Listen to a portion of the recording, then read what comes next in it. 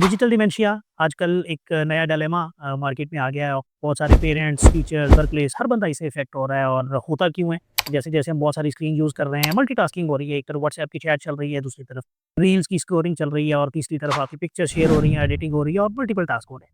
होता क्या है, जब हम बहुत सारे टास्क में इन्वॉल्व हो जाते हैं, तो हमारे ब्रेन की capability to focus I think कम हो जाती है। जब आप फोकस नहीं कर पाते, तो आपकी शॉर्ट टर्म मेमोरी के प्रॉब्लम होते हैं। आपको चीज़ें आपने देखी होती हैं, लेकिन आपको ऐसा लगता है जैसे याद नहीं, हाँ यार कुछ ऐसा गुज़रा था, बट याद नहीं। प्रॉब्लम क्या होता है? प्रॉब्लम ये होता है कि फिर आपको चीज़ें रिमेंबर नहीं होती, छोटे-छोटे काम के लिए आप गूगल से सर्च करते हैं, आपकी अपनी मेमोरी सेल्स डेवलप नहीं होते। Memory is about networking. जितना ज़्यादा आप चीज़ को खुद से सोचते हैं, तो उसके साथ मज़ीद चैनल्स डेवलप होते हैं, जिससे आपकी मेमोरी भी डेवलप होती है।